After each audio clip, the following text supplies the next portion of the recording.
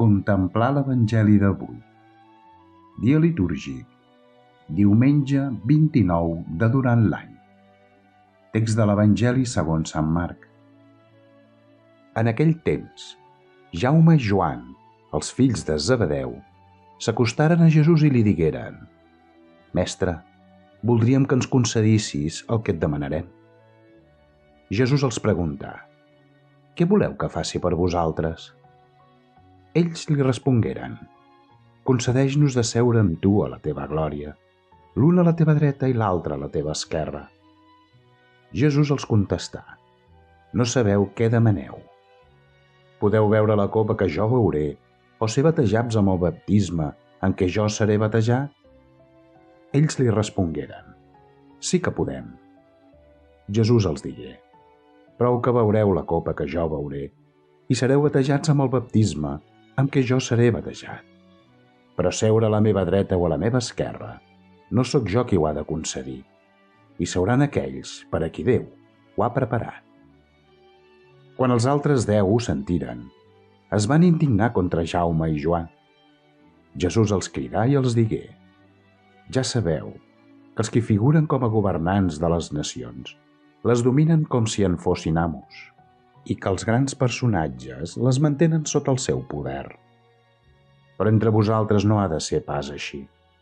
Qui vulgui ser important enmig vostre, que es faci el vostre servidor, i qui vulgui ser el primer, que es faci l'esclau de tots, com el Fill de l'Home, que no ha vingut a ser servit, sinó a servir i a donar la seva vida com a rescat per tothom».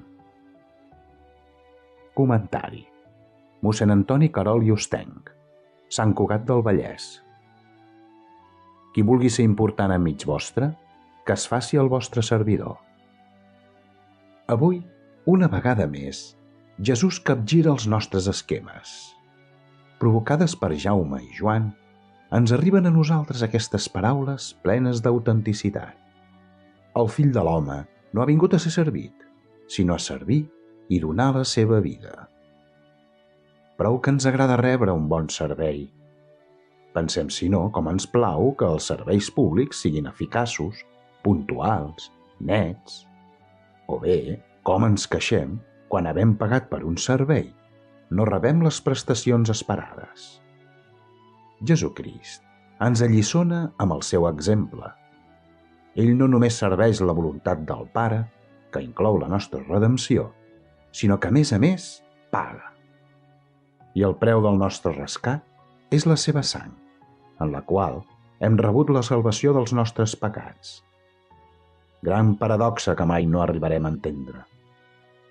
Ell, el gran rei, el fill de David, el que havia de venir en nom del Senyor, es va fer no res, prengué la condició d'esclau i es feu semblant als homes, i es feu obedient fins a la mort, i una mort de creu.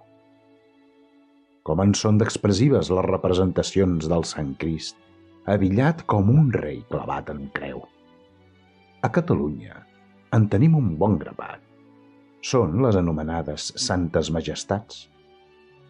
A la manera d'una catequesi, contemplem com servir és regnar i com l'exercici de qualsevol autoritat ha de ser sempre un servei. Jesús capgira talment les categories d'aquest món que ressuscita també el sentit de l'activitat humana. No és millor l'encàrrec que més llueix, sinó el que hom fa més identificat amb Jesucrist servent, amb més amor a Déu i als germans. Si creiem de debò que ningú no té un amor més gran que el qui dona la vida pels seus amics, aleshores també farem l'esforç per oferir amb el nostre treball un servei de qualitat humana i de competència professional, amarat d'un profund sentit cristià de servei.